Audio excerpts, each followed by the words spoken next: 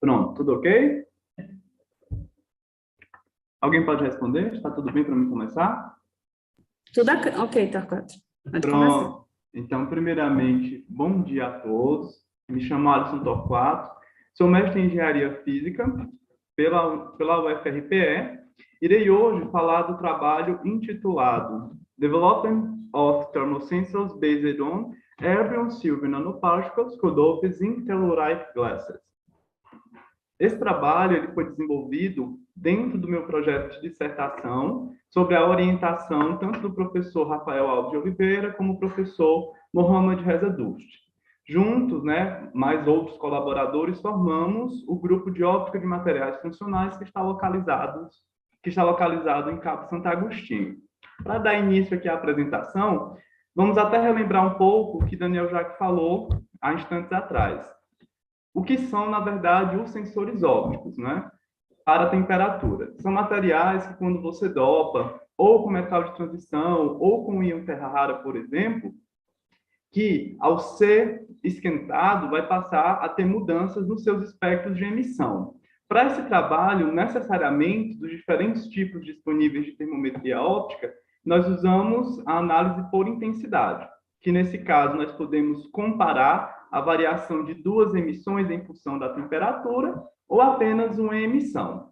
Especificamente para o nosso material que é dopado com o érbio, nós estamos interessados nesses dois níveis aqui, ó, 2H11,5 e 4S3,5, justamente porque eles têm diferença de energia aqui em torno de 800 centímetros inverso, possível de ser preenchida por excitação térmica. Preenchida em que sentido? Elétrons que estão no nível 4s 3,5 se excitarem termicamente e irem para o nível 2H11,5. Isso afeta diretamente essas emissões verde, aqui próximo de 550 para esse nível e próximo, ou melhor, em torno de 530 para o nível 2H11,5. Esse fenômeno é dito acoplamento térmico. Sendo que já é bastante reportado na literatura que em vidros teluretos a banda de ressonância de nanopartículas de prata se localiza dentro dessa região. Então, do nosso grupo surgiu esse interesse. Poxa, então vamos estudar como as nanopartículas vão interagir com esses íons érbios para essa finalidade de termometria óptica, já que elas absorvem bem aqui nessa região quando dopadas nesses tipos de vidro. E os vidros teluretos apresentam bastante vantagens, sendo aqui que eu destaco duas. A primeira é uma baixa energia de fônon, o que é muito bom para aplicações ópticas, porque desfavorece fenômenos não radiativos, bem como uma boa solubilidade de íons terras raras, o que facilita esses processos de codopagem. Dando prosseguimento, então, como falei inicialmente, na temperatura ambiente, por exemplo, nós temos uma emissão menor, partindo de um nível superior, dito Na, só que nesse caso, à medida que você aumenta a temperatura, essa emissão a partir dele passa a aumentar, justamente porque elétrons excitados do nível Nb, que seria esse inferior, passam a povoar esse nível superior. A razão dessas duas intensidades pode ser dada como proporcional a essas variáveis aqui descritas no slide, bem como aparece aqui um termo exponencial que é relacionado à mecânica estatística de Maxwell-Boltzmann. Então, já sabendo que nós conseguimos fisicamente explicar como ocorre essa variação da razão da luminescência em função de temperatura para níveis de energia que estão próximos, surgem dois parâmetros de qualidade para esses sensores, que é o quanto essas razões variam em função da temperatura. Quem me responde isso é a sensibilidade absoluta, que por se tratar de uma exponencial, essa função vai acabar sendo a derivada dessa função em função da temperatura, que ainda continua dependendo de como você calcula essas razões. E aí tem autor que usa a intensidade do pico, tem autor que usa a área de emissão. Para, então, tirar essa dependência, para analisar de fato a qualidade do sensor, independente de metodologia desse cálculo, se usa a sensibilidade relativa. Você vai dividir sua sensibilidade absoluta em função dos valores de razão que você encontrou. E aí você termina aqui nessa polinomial inversa. Falando mais das nossas amostras, então, são amostras de vidro de zinco telureto com a mesma concentração de óxido de érbio, sendo que, nesse caso, o que varia nas amostras com relação R1AG1 e R1AG2 é a presença do precursor das nanopartículas, que nesse caso foi o cloreto de prata. Na parte da síntese, nós temos esses 3 tratamentos térmicos, sendo que os 2 primeiros são usados em todas as amostras, tanto para a formação do fundido vidro, como também para a redução de estresse interno. E, por fim, para as 2 amostras aqui com nanopartículas, nós temos esse tratamento térmico tanto para a nucleação como para o crescimento delas, que é realizado um pouco acima da temperatura de transição vítrea do vidro. Falando especificamente do experimento de termometria óptica, que foi realizado na UFAL, nós temos, então, aqui um laser sintonizado em 980 nanômetros, com a potência de 230 miliwatts, que vai excitar essas amostras que se localizam aqui dentro da câmara do fluorímetro Nanolog Oriba. Nesse caso, no porta-amostras, fica acoplado uma bobina resistiva do tipo HT15W para aquecimento dessa amostra, bem como um leitor de temperatura do tipo termistor TH100PT.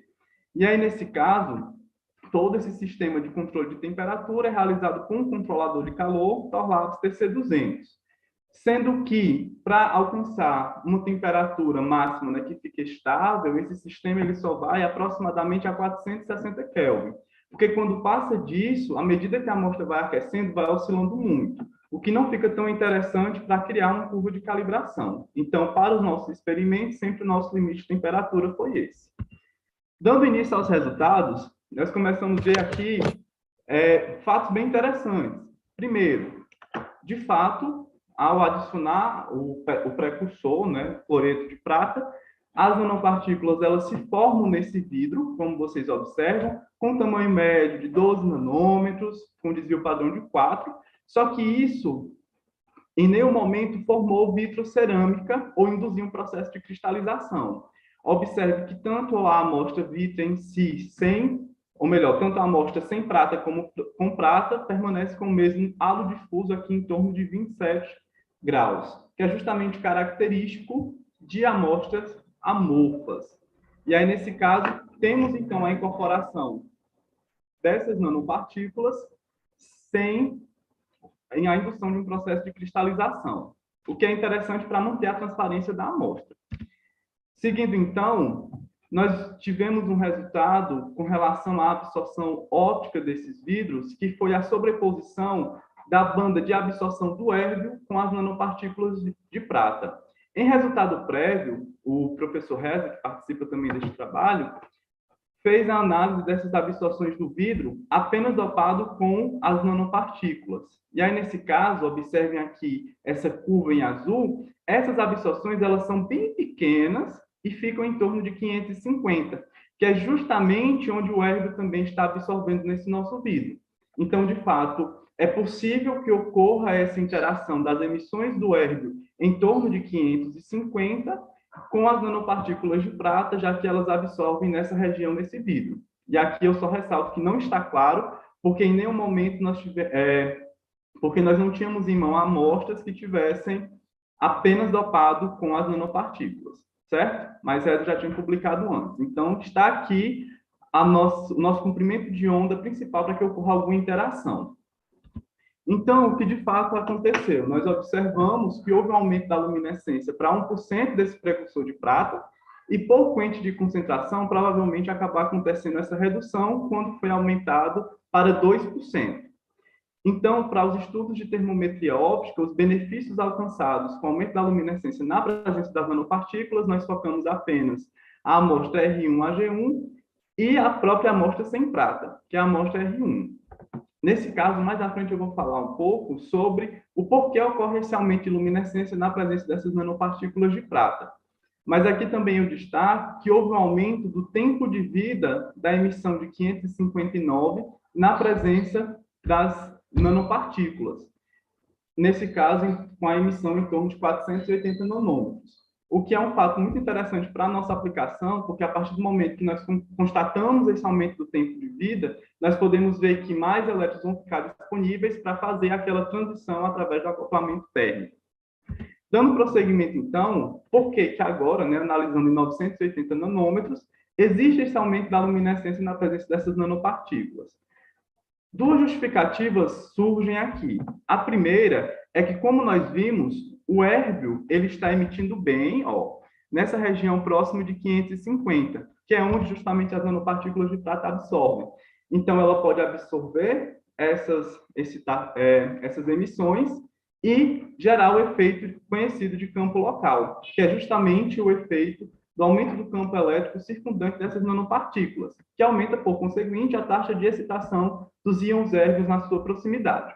E uma segunda interação que vem sendo estudada, principalmente depois de 2018, é a transferência não radiativa de elétron da banda de condução dessas nanopartículas de prata a partir de uma interação não radiativa entre o nível SP dessas nanopartículas e o nível 4i9,5 do érbio. Então, nós já temos aí alguns estudos que comprovam que um dos mecanismos de aumento da luminescência aqui pode também se dar de forma não radiativa. E aí, nesse caso, passamos então ao experimento de termometria óptica em si. Nesse caso, nós fizemos passo, né, calculamos, ou melhor, coletamos o espectro a cada 20 Kelvin, mais ou menos, saindo da temperatura ambiente até próximo de 446, observamos o crescimento dessa banda em torno de 540, sendo que, a partir daqui, nós poderíamos adotar duas metodologias. A primeira, que eu chamo aqui de RI, que é usar um comprimento, ou melhor, um pico de intensidade para fazer o estudo, e aí, nesse caso, esses foram os picos escolhidos, ou tem outra situação, que não é tão utilizada, que é justamente fazer a deconvolução dessas curvas de emissão. Nesse caso, nós deconvoluímos em 4 áreas, sendo 2 áreas referentes a cada transição, e utilizar agora a razão RA, que é a razão dessas áreas. Sendo que, para os nossos experimentos, todos os ajustes deram acima de 0,997 ajuste R², indicando um bom ajuste. Para nossa surpresa, ou de fato, né, o que nós verificamos foi o quê? Observem aqui esses pontos circulares em vermelho. Eles apresentam maiores razões, nesse caso, principalmente para a amostra sem prata. Essas são as razões usando a intensidade, só que elas variam menos em função da temperatura. Prova disso que o energy gap calculado pelo monolog daquele exponencial é justamente menor para as amostras utilizando a intensidade. Então, quer dizer que se eu uso, usando as áreas de emissão, ficou mais evidente essa variação da luminescência em função da temperatura. Nesse caso, nós temos aqui, então, que alguns autores, né, já tinham dito que a presença de prata, ela melhora esse acoplamento térmico. No nosso caso, não está muito relacionado à potência de excitação do laser, o que pode causar um aquecimento local das nanopartículas, mas principalmente devido a uma mudança de simetria em torno do íon érbio, que um ambiente mais assimétrico comprovadamente melhora esse acoplamento térmico no íon érbio, bem como a manutenção de boas taxas de excitação, mesmo com o aumento da temperatura, já que os íons terciários geralmente têm uma redução de absorção óptica em função da temperatura. Então, esse ambiente com as nanopartículas, ele facilitaria essa manutenção de uma boa taxa de excitação. O principal efeito é justamente o aumento na sensibilidade absoluta, que para a amostra sem prata não chega a 20, enquanto para a amostra com prata já parte a partir de 20, chegando até 28. Então, basicamente, nós temos que ela afeta principalmente esse fator e não tanto a sensibilidade relativa. Então, nós temos que as nanopartículas elas conseguem aumentar as taxas de excitação, mudar o sítio de simetria, melhorando as razões de fluorescência em função da temperatura, bem como um aumento considerável da sensibilidade absoluta. Nesse caso, além dos efeitos já conhecidos, dos efeitos plasmônicos já conhecidos e de transferência não radiativa. Desde já agradeço o apoio de Engenharia Física, o grupo de nanofotônicas da UFAL e a fomentadora da pesquisa, que é a FACEP. E desde já deixo aqui o convite para quem quer conhecer o nosso grupo de pesquisa, entrar em contato com o RESA, porque é uma das nossas linhas de pesquisa, mas também tem geração de luz branca, materiais fotônicos para aplicação de laser, dentre outros. E desde já, meu muito obrigado pela participação. Alguma pergunta? Bom, parabéns, Francisco, pela apresentação. Temos aqui uma pergunta do Felipe de Andrade. Ele é mestrando do nosso programa de Engenharia Física e ele gostaria de saber a influência da posição dos íons no funcionamento do sensor. Nesse caso, o que acontece? O mais interessante é que esses íons estejam espaçados, de forma que não se possibilite a transferência não radiativa por meio de relaxação cruzada. O que eu quero dizer com isso? Opa, eita, não vai dar para voltar. Mas, basicamente, se eu tenho os íons muito perto, é possível que eles transfiram energia entre si e eles decaiam para o estado fundamental sem necessariamente emitir luminescência. E aí a pergunta do Felipe é interessante porque o vidro telureto ele permite que haja uma boa dispersão e esses íons não estejam tão próximos. Ou seja, eu tenho uma chance de transição não radiativa um pouco menor do que se comparado, por exemplo, em fosfatos ou em vidros silicatos. Aí, basicamente, seria isso. E a importância também desses íons estarem aí no raio nanométrico até em torno de 10 nanômetros, 8 nanômetros, na proximidade dessa nanopartícula. Porque, assim, o efeito que eu falei, desse aumento da taxa de excitação, ele só acontece para um raio dessa magnitude. Maior do que isso, esse efeito é bastante atenuado.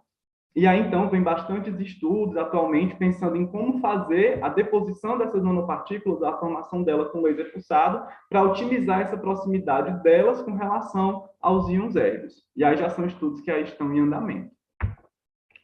Então, tem essas duas visões. Pode falar, Manaia.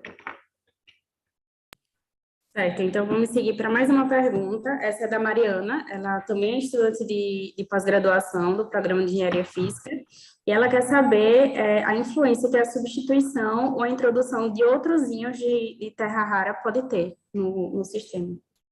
Pronto, nesse caso, existe um estudo de 2020 de Mustafa. Mustafa, ele já fez esse estudo colocando nanopartículas, íons érbio e os íons érbio e íon térbio.